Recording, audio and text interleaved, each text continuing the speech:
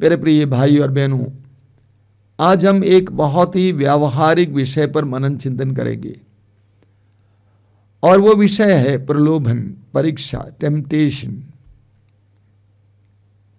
प्रलोभन एक सच्चाई है। एफेसियों के पत्र के अध्याय 6 उसके वाक्य 12 में संत पौलुस कहते हैं कि हमें दुष्ट आत्माओं से लड़ना पड़ता है। हमें दुष्ट आत्माओं से लड़ना पड़ता है। हर मनुष्य को प्रलोभन का अनुभव होता है। हर मनुष्य को उम्र के अनुसार, परिस्थिति के अनुसार हर मनुष्य को किसी न किसी प्रकार के प्रलोभन से गुजरना पड़ता है। मत्ती के सुसमाचार के अध्याय 18 उसके वाक्य 7 में प्रभु यीशु स्वयं कहते हैं कि प्रलोभन अनिवार्य है। प्रलोभन अनिवार्य है। लेकिन याकूब के पत्र की अध्याय 1 उसके वाक्य 13 में याकूब स्पष्ट करते हैं कि प्रलोभन में पड़ा व्यक्ति यह ना सोचे कि यह प्रलोभन ईश्वर से आता है। ईश्वर किसी को प्रलोभन नहीं देता है। उल्टे ईश्वर चाहता है कि हर व्यक्ति का उद्धार हो।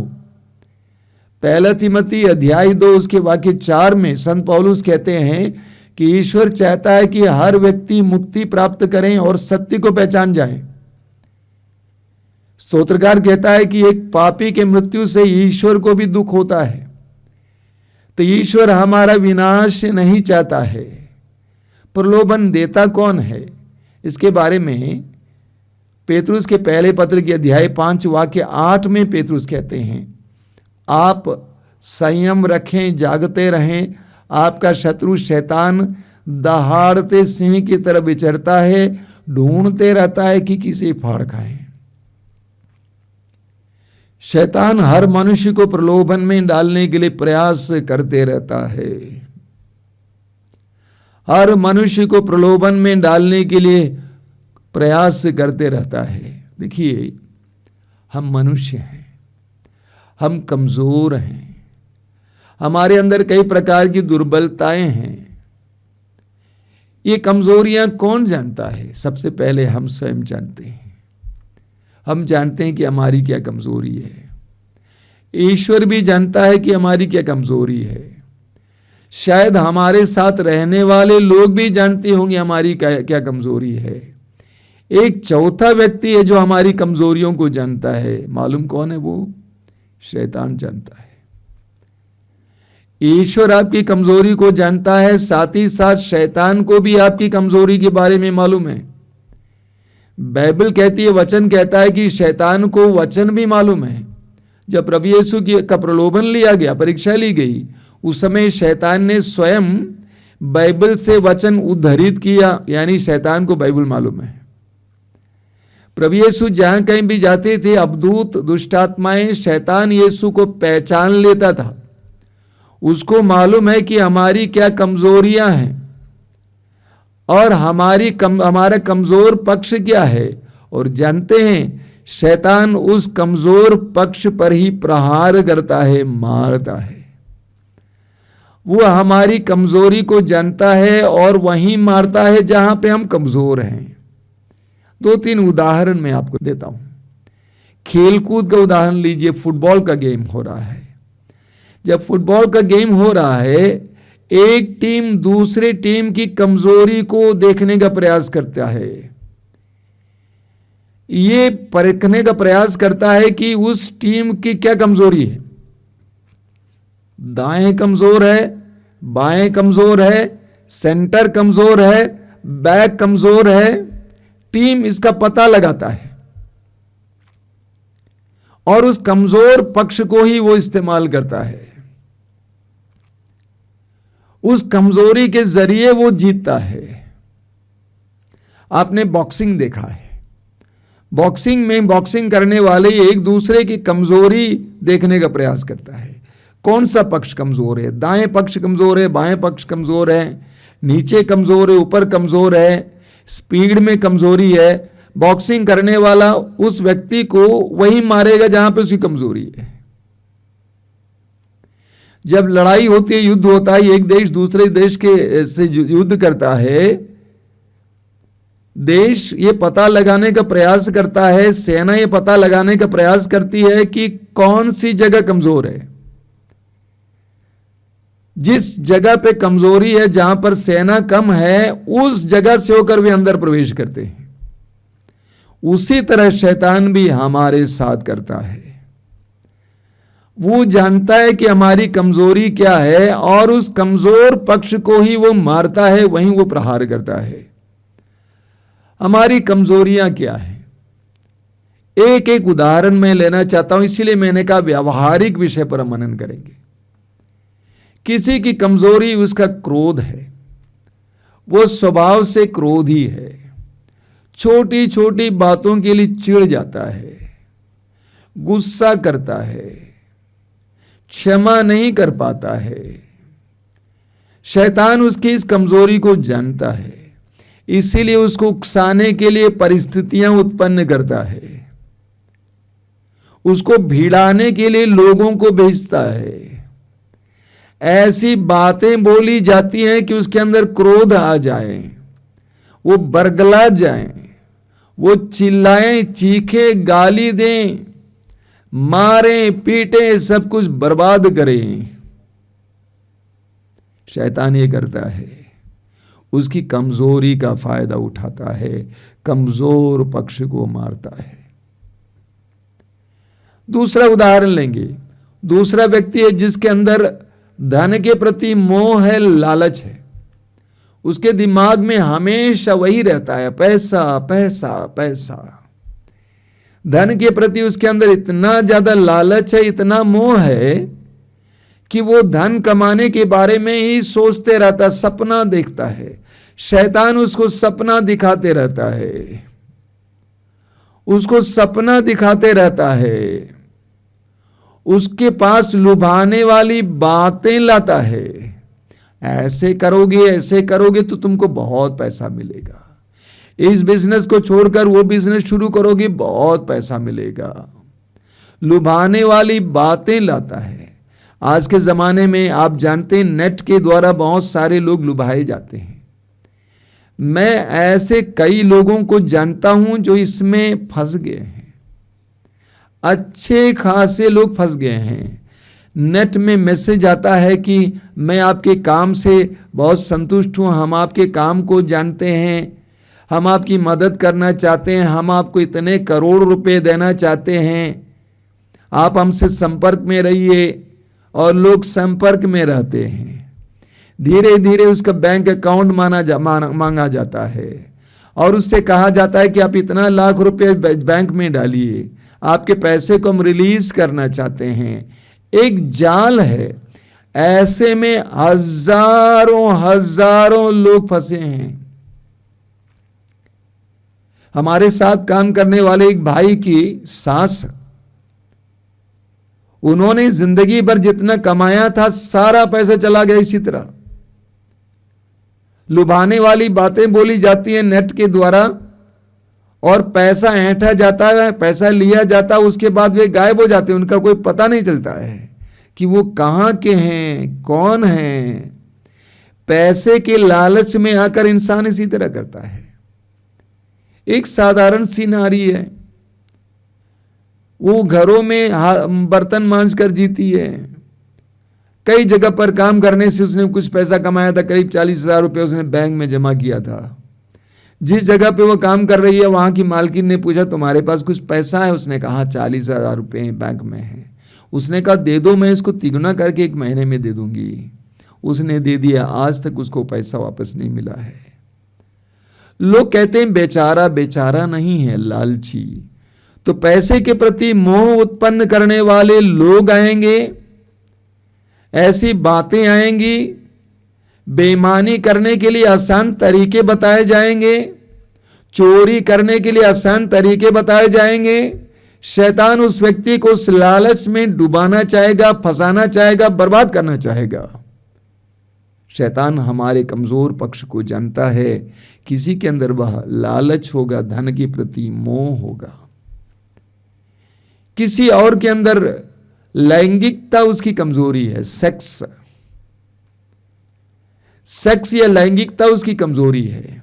आसानी से किसी नर नारी के साथ रिश्ता जोड़ देता है, बिना पता लगाए उसके साथ शारीरिक संबंध भी जोड़ देते हैं, गंदी गंदी फिल्में देखते हैं, चित्र देखते हैं, उसी के बारे में सोचते रहते हैं।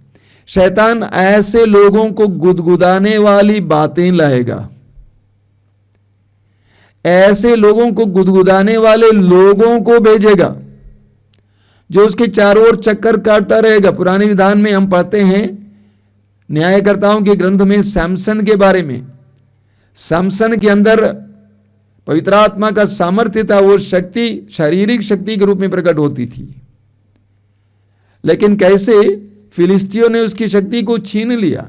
उसकी शक्ति को क्षय करने के लिए उन्होंने एक नारी को लगाया और वो नारी सैमसन के चारों ओर चक्कर काटती रही। धीरे धीरे धीरे धीरे उस नारी ने सैमसन को अपने वश में कर लिया। नतीजा आप जानते हैं, सैमसन ने अपनी शक्ति का रहस्य बताया और वहीं सैमसन कमजोर पड़ जाता है। शैतान यही करता है, ऐसी परिस्थितियां उत्पन्न करेगा जहां पर हम गिर जाएंगे। हमारी वासना को, हमारी लैंगिकता को ज्यादा प्रभावित करने वाली परिस्थितियां उत्पन्न करेगा। हम पढ़ते हैं सामुएल के दूसरे ग्रंथ के अध्याय 11 में दाऊद के पतन के बारे में। वचन में लिखा हुआ है, शाम के समय दाऊद इस्राएल का राजा अपने महल के छत पर टहल रहा था और उस समय उसने देखा कि एक नारी नहा रही है। आप बताइए, शाम को कौन नारी नहाती है? सुबह नहाती है, दोपहर को नहाती है, शाम को। शैतान ने दाऊद को गिराने के लिए एक नाटक किया, एक परिस्थिति उत्पन्न किया। उस नारी के नंगे बदन को देखकर दाऊद परेशान हो गया।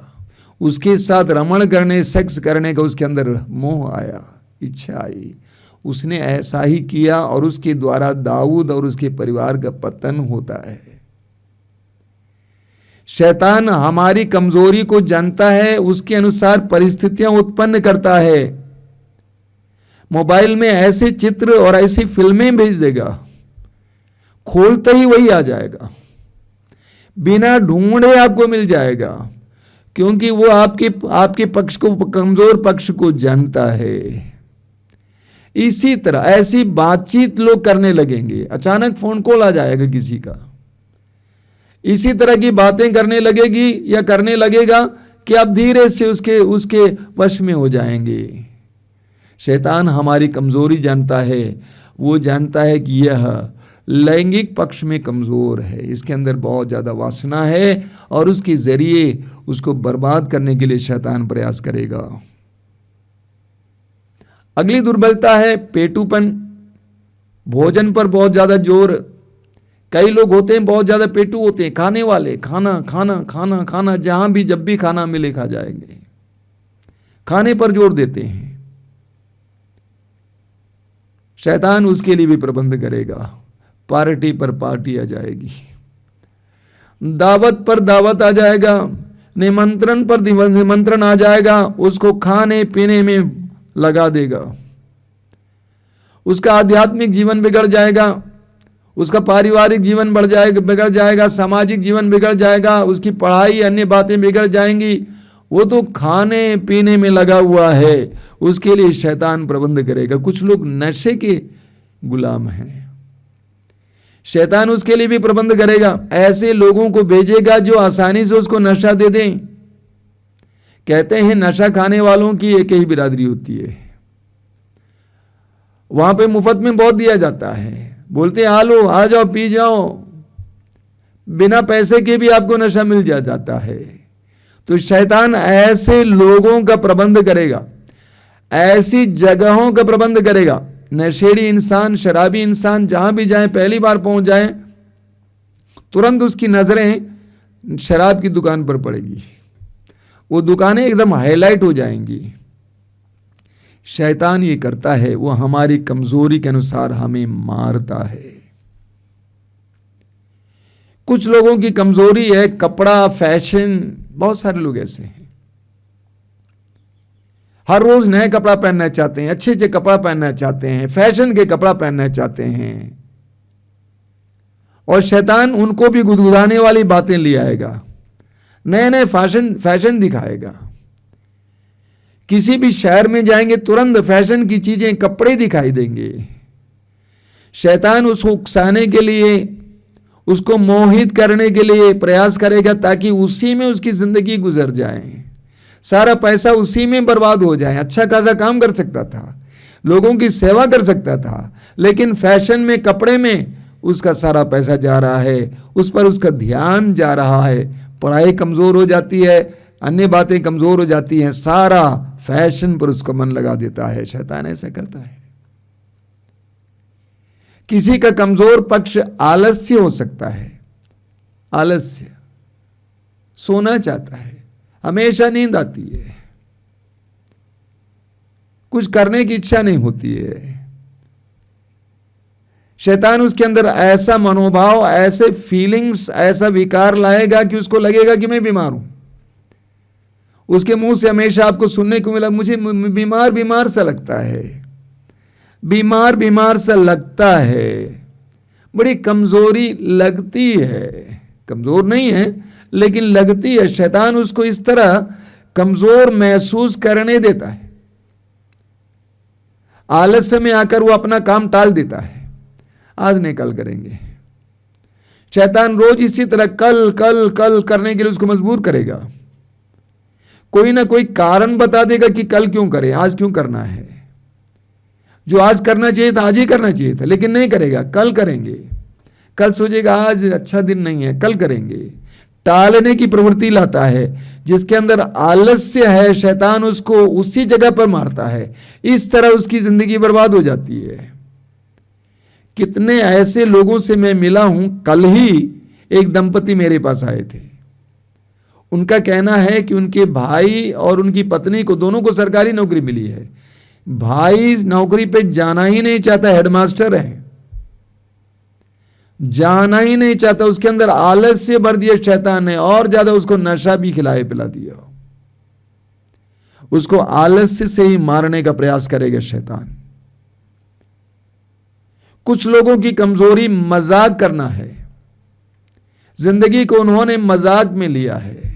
हर जगह हंसना, मुस्कुराना, मजाक करना, हर बात को मजाक में परिवर्तित करना। सारी जिंदगी हंसी मजाक में बीत जाती है। जिंदगी को गंभीरता पूर्वक नहीं लेता है। उसके लिए भी शैतान प्रबंध करेगा। हंसी मजाक के लोगों को ले आएगा, हंसी मजाक की बातें लेके आएगा और वो उसी में खो जाएगा। हंसी मजाक में जिंदगी और समय गुजरता है, कुछ नहीं कर पाता है, कुछ हासिल नहीं कर पाता है, परिवार को संभाल नहीं पाता है, बच्चों को संभाल नहीं पाता है, ढंग से पढ़ाई नहीं कर पाता है। हंसी मजाक में समय बीत गया।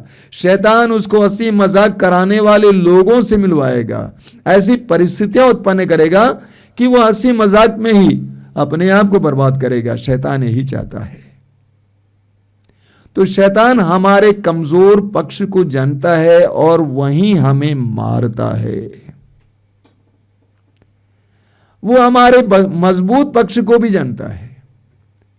मेरा मजबूत पक्ष क्या है? हो सकता है कि मेरे लिए, मैं अपना उदाहरण देता हूं, मेरे लिए एक मजबूत पक्ष है बोलना, वचन सुनाना, बोलना एक मजबूत पक्ष है। हिम्मत है, धैर्य है, कला है, प्रभु की कृपा है। शैतान इसी पक्ष को इस्तेमाल करेगा, इसके द्वारा बुराइयां बुलवाएगा। किसी के अंदर प्रेम करने की क्षमता है, बहुत अच्छा है, प्रेमी इंसान है, शैतान उसी प्रेम को उसकी बर्बादी के लिए इस्तेमाल कर सकता है। तो शैतान हमारी दुर्बलता और हमारे बल दोनों को अपने कार्य के लिए इस्तेमाल कर सकता है, बर्बादी के लिए इस्तेमाल कर सकता है। शैतान हमारी पसंद जानता है, हमें हमारी पसंद जानता है और हमारी पसंद की चीजें हमारे सामने रखता है। मैं एक दो उदाहरण देता हूं। मान लीजिए बंसी लगाकर आप मछली पकड़ रहे हैं, तो क्या लगाएंगे वहां पे? चारा लगाएंगे जो मछली को पसंद है। च्युइंगम लगाएंगे तो मछली नहीं फंसेगी। च्युइंगम लगाने से मछली नहीं फंसेगी। हाँ, आपको पसंद है लेकिन मछली को पसंद नहीं है। तो मछली को जो पसंद वाली चीज है उसी चीज को हुक पर लगाते हैं, कांटे पर लगाते हैं, और मछली उसी के मुंह में आ जाती है, उसको मुंह में ले लेती है और आप मछली को पकड़ लेते हैं। शैतान इसी तरह हमारे साथ करता है। हमारी पसंद की चीज वो जानता है, वो हमारे मुंह में लगाता है, हमारे पास लाता है और हमको फंसा लेता है। एक और उदाहरण लीजिए, हमारे घरों में बहुत चूहे हैं और चूहा पकड़ने के लिए चूहा दाने में हम क्या रखते हैं? वही चीज रखते हैं जो चूहा को बहुत प्रिय होता है। वही चीज रखते हैं जो चूहा को बहुत प्रिय होता है। जो आपको प्रिय होता है उसको रखने से चूहा नहीं आएगा। वही चीज उसके अंदर रखेंगे, उसके मुंह पर रखेंगे जो चूहे को पसंद है, अंदर भी रखेंगे जो चूहे को पसंद है। धीरे से चूहा आएगा, खाने लगेगा और चूहा दाने के अंदर फंस जाएगा। शैतान भी हमारे साथ यही करता है। हमें फंसाने के लिए हमारी पसंद की चीजें हमारे सामने प्रस्तुत करता है और अपने वश में कर लेता, हमें फंसा देता है। इसलिए हमें क्या करना चाहिए? हमें बचे रहना चाहिए, संभलना चाहिए। प्रभु यीशु का उदाहरण लीजिए। मैंने आपसे कहा कि प्रभु यीशु ने कहा प्रलोभन अनिवार्य है। सुसमाचारों में हम पढ़ते हैं कि प्रभु यीशु का प्रलोभन हुआ था। प्रभु यीशु की परीक्षा हुई थी। किस समय हुई थी? 40 दिन और 40 रात उपवास और प्रार्थना के दौरान उनकी बराबर परीक्षा होती रही, अलग अलग प्रकार की परीक्षाएं। लेकिन 40 दिन और 40 रात के उपवास और प्रार्थना के बाद जब वो पवित्र आत्मा और सामर्थ्य से भर गए, उस समय शैतान उनकी परीक्षा लेने के लिए आता है।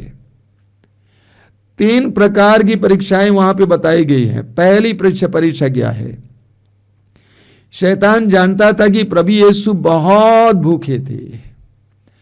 40 दिन और 40 रात उपवास करने से उनका शरीर बिल्कुल कमजोर हो गया था और उनके लिए सबसे आवश्यक चीज भोजन था। शैतान ने प्रभु को एक आसान तरीका बताया, तुम्हारे अंदर शक्ति है, पत्थरों को रोटी बना लो और खाओ।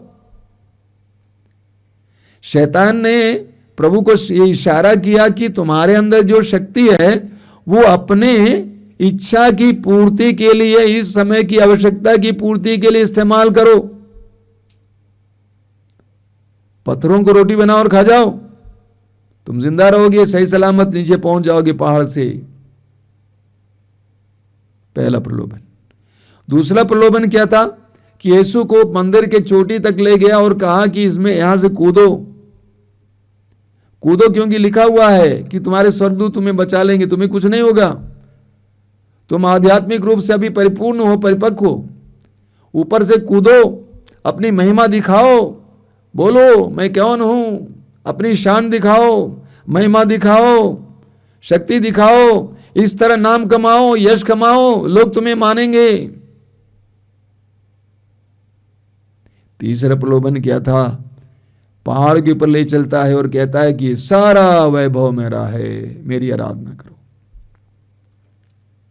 धन वैभव दिखाता है। धन और वैभव ये सब कुछ तुम्हें मिल जाएगा, क्या तुम नहीं चाहते?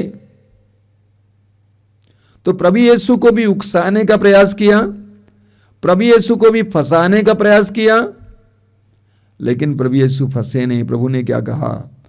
हट जाओ शैतान। प्रभु ने हमारे सामने एक सुंदर उदाहरण रखा है कि शैतान के साथ, परीक्षक के साथ, प्रलोभनकर्ता के साथ हमें कैसा व्यवहार करना चाहिए। हट जाओ शैतान। इसलिए हमें क्या करना चाहिए? मार्कुस का सुसमाचार अध्याय 14 उसके वाक्य 38 में प्रभु कहते हैं, जागते रहो और प्रार्थना करते रहो। जागते रहो और प्रार्थना करते रहो। पहला पेतरुस अध्याय 5 वाक्य 8 में पेतरुस कहते हैं, आप संयम रखें और जागते रहें। लूकास अध्याय 21 वाक्य 34 में प्रभु कहते हैं, सावधान रहो। हमें क्या करना चाहिए? प्रार्थना करना चाहिए, जैसा कि मैंने कहा। उसके साथ साथ हमें अपने कमजोर पक्ष को जानना चाहिए। मेरी कमजोरी क्या है?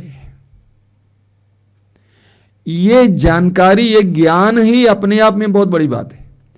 मेरी कमजोरी क्या है? क्या मेरी कमजोरी क्रोध है? मेरी कमजोरी लालच है? मेरी कमजोरी सेक्स है, वासना है? मेरी कमजोरी भोजन है, पेटूपन है?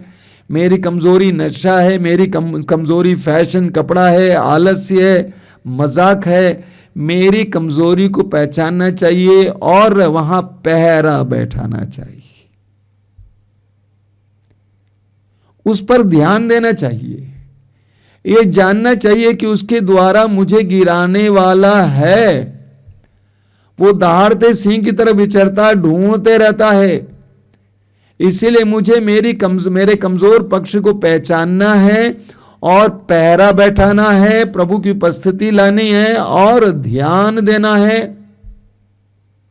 शैतान के हर प्रकार के उस तरह के फंसाने वाली बातों से बच के रहना है,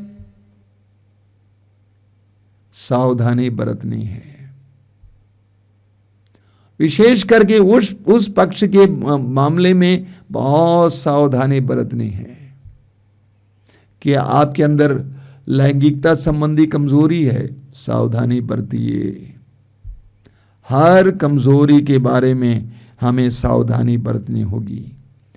एक विश्वासी का जीवन कठिन है। अंग्रेजी में कहा जाता है it is like walking on A tight रोप, एक टाइट रस्सी के ऊपर चलने के बराबर है। बहुत कठिन है, आसान नहीं है। मत्ती के समाचार के अध्याय 7 वाक्य 13 और 14 में प्रभु यीशु कहते हैं, संकरे द्वार से प्रवेश करो, चौड़ा है वो फाटक, विस्तृत है वह मार्ग जो विनाश की ओर ले जाता है, उस पर चलने वालों की संख्या बड़ी है, किंतु संकरा है वो द्वार और संकीर्ण है वो मार्ग जो जीवन की ओर ले जाता है, जो उसे पाता है उनकी संख्या थोड़ी है। तो प्रभु कहते हैं सकरे द्वार से प्रवेश करो, बहुत संभाल के चलो। लूकास के समाचार के अध्याय 12 उसके वाक्य 35 में प्रभु कहते हैं, तुम्हारी कमर कसी रहे और तुम्हारे दीपक जलते रहे। तुम्हारी कमर कसी रहे और तुम्हारे दीपक जलते रहें। हमें सावधान रहना है, प्रभु हमें समझाते हैं, हर समय सावधान रहना, कमर कसे रहना, दीपक जलाए रखना। इब्रानियों के पत्र के अध्याय 12 उसके वाक्य 1 में बहुत सुंदर वचन है। पौलुस कहते हैं, जब विश्वास के साक्षी इतनी बड़ी संख्या में हमारे चारों ओर विद्यमान हैं, तो हम हर प्रकार की बाधा दूर कर, अपने को उलझाने वाले पाप को छोड़कर और ईसा पर अपनी दृष्टि लगाकर धैर्य के साथ उस दौड़ में आगे बढ़ते जाएं जिसमें हमारा नाम लिखा हुआ है। ईसा पर अपनी दृष्टि लगाकर धैर्य के साथ उस दौड़ में आगे बढ़ते जाएं जिसमें हमारा नाम लिखा गया है। मेरे प्रिय विश्वासी भाइयों और बहनों, मसीह भाइयों और बहनों, हमारे जीवन में प्रलोभन आएंगे। कुछ लोग सोचते हैं कि युवावस्था के बाद प्रलोभन समाप्त हो जाएगा, बिल्कुल नहीं। एक बार एक जवान व्यक्ति अपने दादा से पूछ रहा था, दादाजी ये प्रलोभन कब खत्म होगा? 75 साल के दादाजी ने कहा कि बेटा मैं भी यही सवाल कर रहा हूं। मरने तक हमें प्रलोभनों का सामना करना पड़ेगा, अलग अलग रूप से, अलग अलग प्रकार का प्रलोभन। एक सबसे खतरनाक प्रलोभन है निराशा, जो बुजुर्गों के जीवन में कई बार देखने को मिलता है। तो हमें अलग अलग प्रकार के प्रलोभनों का सामना करना पड़ेगा, मरने तक हमें प्रलोभनों का सामना करना पड़ेगा। हमें सतर्क रहना है। प्रभु यीशु कहते हैं सावधान रहो। पेतरुस कहते हैं आप संयम रखें, जागते रहें, हमारी कमर कसी रहे। आइए हम प्रार्थना करें। प्रभु यीशु धन्यवाद देते हैं इन पलों के लिए, तेरे पवित्र वचनों के लिए धन्यवाद देते हैं, तेरे द्वारा दिए गए सारे ज्ञान के लिए धन्यवाद देते हैं। इन वचनों के द्वारा तू स्वयं हमसे बोल रहा था, मैं विश्वास करता हूं। प्रभु यीशु इस समय इन वचनों को सुनने वाले मेरे भाई बहनों के लिए मैं प्रार्थना करता हूं, अपने लिए भी प्रार्थना करता हूं। अपने जीवन के कमजोर पक्षों को जानने, पहचानने और उन पक्षों पर ध्यान देने की कृपा दीजिए। ये जानने की कृपा दीजिए कि हमारा शत्रु शैतान दहाड़ते सिंह की तरह विचरता है, ढूंढते रहता है कि किसे फाड़ खाए। ये जानने के लिए हमें हर समय आकाश के दुष्ट आत्माओं से लड़ना पड़ता है। जीवन के इस लंबे संघर्ष में प्रभु यीशु जीतने के लिए हमें कृपा दीजिए। शैतान की चाल को जानने के लिए हमें कृपा दीजिए। प्रार्थना के द्वारा हमें शैतान के हर चाल पर जीतने के लिए हमें कृपा दीजिए। हर समय सावधान रहने के लिए हमें कृपा दीजिए। हर समय संयम रखने के लिए हमें कृपा दीजिए। प्रभु यीशु इन वचनों के द्वारा हमारे हृदय और मन को शुद्ध और पवित्र कीजिए। हमारी दुर्बलताओं को जानने के लिए कृपा दीजिए। उन दुर्बलताओं पर हम तेरे शक्ति के द्वारा, तेरे सामर्थ्य के द्वारा, पवित्र आत्मा की शक्ति के द्वारा जीत पा सकें। प्रभु हमारी प्रार्थना को ग्रहण कर। आमीन।